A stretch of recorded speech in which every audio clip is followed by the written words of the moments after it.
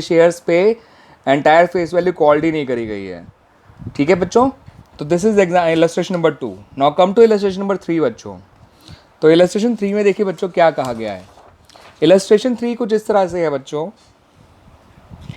Simple machines limited जो है, जिसकी रजिस्टर्ड कैपिटल जो है वो 50 लाख रुपए है, जो कि 4 लाख इक्विटी शेयर्स में और 10,000 प्रेफरेंस शेयर में डिवाइडेड है। इक्विटी शेयर की फेस वैल्यू ₹10 है, प्रेफरेंस शेयर की फेस वैल्यू ₹100 है। इक्विटी शेयर जो है वो 4 लाख है नंबर वाइज, और प्रेफरेंस शेयर जो है वो 10,000 है। तो 4 लाख इंटू 10 करेंगे तो 40 लाख हो जाएगा, और 10,000 इंटू 100 करेंगे तो 10 लाख हो जाएगा। इस तरह से कंपनी की टोटल ऑथराइज कैपिटल डिवाइडेड है into equity shares and preference shares. फिर कंपनी ने 2,75,000 इक्विटी शेयर्स और 10,000 प्रेफरेंस शेयर्स जो है पब्लिक को इशू किए हैं फॉर सब्सक्रिप्शन। तो इशूड कैपिटल में इक्विटी में तो आ जाएगा 2,75,000 इंटू 10 यानी 27,50,000, और प्रेफरेंस शेयर में आ जाएगा 10,000 इंटू 100 यानी 10 लाख, और टोटल इशूड कैपिटल हो जाएगी 37,50,000। फिर इसमें यह कहा गया कि पब्लिक ने केवल 2.5 लाख इक्विटी शेयर के लिए अप्लाई किया है और 10,000 प्रेफरेंस शेयर के लिए अप्लाई किया है। ठीक है बच्चों, तो वो कह रहे हैं कि इक्विटी शेयर पे तो कंपनी ने सारा पैसा मांग लिया है, मगर प्रेफरेंस शेयर में केवल 80 रुपीज़ ही कॉल्ड करे हैं ड्यूरिंग द ईयर, और पैसा सारा मिल भी गया है। तो देखिए बच्चों, इसमें जो इक्विटी शेयर्स हैं उसमें तो एंटायर फेस वैल्यू कॉल्ड भी कर ली गई है और रिसीव भी हो चुके हैं। तो इक्विटी शेयर जो 2.5 लाख है उनको तो शो किया जाएगा सब्सक्राइब एंड फुली पेड में। द रीज़न इज़ कि उन पे एंटायर फेस वैल्यू मांगी भी जा चुकी है और मिल भी चुकी है। तो इक्विटी शेयर तो आएंगे आपके सब्सक्राइब एंड फुली पेड के अंदर, हेडिंग के अंदर। और जो प्रेफरेंस शेयर हैं उन पे अरियर तो कोई भी नहीं है, मगर क्योंकि उस पर एंटायर फेस वैल्यू मांगी नहीं गई है तो प्रेफरेंस शेयर्स को शो किया जाएगा subscribe but not fully paid के अंदर। ठीक है, उसको इस तरह से लिखा जाएगा 10,000 प्रेफरेंस शेयर्स और ₹100 ईच, ₹80 कॉल्ड अप, और मल्टीप्लाई जो किया जाएगा वो ₹80 से किया जाएगा, ना कि ₹100 से। तो देखिए बच्चों, इसका नोट्स टू अकाउंट किस तरह से बनेगा। नोट्स टू अकाउंट्स में आप लिखेंगे वही शेयर कैपिटल, उसके नीचे लिखेंगे ऑथराइज कैपिटल। ऑथोराइज कैपिटल के अंदर आप लिखेंगे 4 lakh equity shares of ₹10 each, जो कि हो गया 40 लाख। फिर ऐसे ही प्रेफरेंस शेयर के आगे लिखेंगे 10,000 preference shares of ₹100 each. Normally authorise के आगे प्रेफरेंस की परसेंटेज नहीं लिखी होती है, ध्यान रखिएगा, लेकिन आगे इशूड के आगे लिखी होती है और सब्सक्राइब के आगे लिखी होती है। ये हो गया 10 लाख। टोटल हो गया बच्चों 50 लाख। 40 लाख इक्विटी शेयर्स का और 10 लाख प्रेफरेंस शेयर्स का। अब आ जाइए बच्चों वो इशूड कैपिटल पे। तो आप जानते हैं कंपनी ने जो है इशू किए थे इक्विटी शेयर 2,75,000 और प्रेफरेंस शेयर पूरे 10,000 इशू किए गए थे। तो इशूड में इक्विटी शेयर के आगे लिखोगे 2,75,000 इक्विटी शेयर्स ऑफ ₹10 ईच, यानी 27,50,000, और प्रेफरेंस शेयर के आगे लिखोगे 10,000 10% प्रेफरेंस शेयर्स, 10,000 10% प्रेफरेंस शेयर्स। ठीक है बच्चों, तो 10,000 10% प्रेफरेंस शेयर्स ऑफ ₹100 ईच।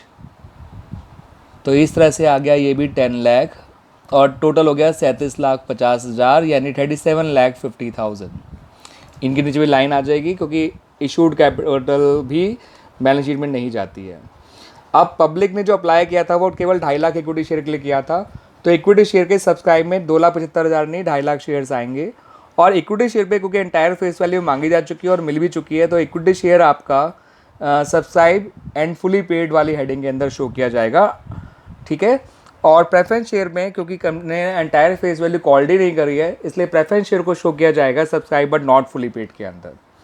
तो सब्सक्राइब कैपिटल बच्चों ऐसे लिखी जाएगी, सब्सक्राइब कैपिटल, उसके अंदर लिखेंगे पहले सब्सक्राइब एंड फुली पेड, उसमें लिखिएगा 2,50,000 इक्विटी शेयर्स ऑफ ₹10 ईच, जो कि हो जाएगा बच्चों बढ़कर 25 मल्टीप्लाई होकर 25 लाख।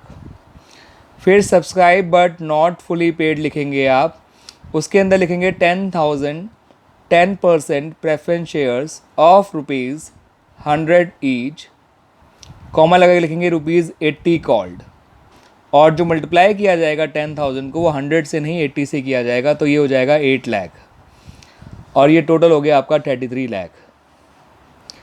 फिर बैलेंस शीट का प्रेजेंटेशन आपको पता ही है बच्चों, ठीक है। ऊपर कंपनी का नाम आ जाएगा जो कि है सिंपल मशीन लिमिटेड। तो सिंपल मशीन लिमिटेड के नाम से यहाँ पर आप लिखेंगे। फिर यहीं लिखेंगे नीचे an extract of balance sheet as at, जो भी क्लोजिंग डेट होगी वो, फिर पर्टिकुलर्स और note number and then amount, particulars, note number and amount. यहाँ पर आप लिखेंगे इक्विटी एंड लायबिलिटीज़, जिसका एक एक लेटर कैपिटल होगा। देन लिखेंगे शेयर होल्डर्स फंड। बच्चों मैं ज़रूर आपका इनका सिर्फ इनिशियल लेटर लिख रहा हूँ, लेकिन आप पूरा लिखेंगे, ठीक है। और उसमें आप उसके नीचे लिखेंगे शेयर कैपिटल, और शेयर कैपिटल के आगे नोट नंबर 1 में आप सामने 33 लाख रुपीज़ लिख देंगे, जो सब्सक्राइब कैपिटल का टोटल है, ठीक है बच्चों। तो इस क्वेश्चन में जो है इलस्ट्रेशन में सब्सक्राइब एंड फुली पेड में इक्विटी शेयर को शो किया गया, क्योंकि वहाँ एंटायर फेस वैल्यू कॉल भी हो चुकी है और रिसीव भी हो चुकी है। और जो प्रेफरेंस शेयर है उनको subscribe but not fully paid में शो किया गया, बिकॉज वहाँ पे एंटायर फेस वैल्यू कॉल्ड भी नहीं हुई है, ठीक है, इसलिए। और उसको उसी से मल्टीप्लाई किया गया जितना उनको कॉल्ड किया गया है, ₹80 से। क्योंकि अगर preference share subscriber not fully paid में आए तो उसका रीज़न आपको पता होना चाहिए कि किस वजह से वो subscribe but not fully paid में आए हैं। एंड द रीज़न इज़ कि उन पर एंटायर फेस वैल्यू कॉल नहीं करी गई थी, इसलिए उनका जितना कॉल्ड अमाउंट है उससे ही मल्टीप्लाई किया गया, ठीक है। तो सब्सक्राइबर नॉट फुली पेड में शेयर 2 कारणों से आ सकते हैं, एक तो एरियर्स का होना और दूसरा कॉल्ड अप ना होना, ठीक है। अगर शेयर्स पे एरियर्स होगा तो शेयर फुली कॉल्ड है या नहीं है वो मैटर ही नहीं करता, वो फुली पेड होगा ही नहीं उस केस में। और दूसरा, अगर कंपनी का शेयर फुली कॉल्ड है ही नहीं तो फिर वो एरियर हो या ना हो वो तब भी सब्सक्राइबर नॉट फुली पेड में आएगा, बिकॉज शेयर फुली कॉल्ड नहीं है तो फुली पेड भी नहीं होगा, ठीक है बच्चों। तो आई होप आपको ये तीनों इलस्ट्रेशन और जो 2 एग्जाम्पल्स हैं दोनों अच्छे से समझ में आए होंगे।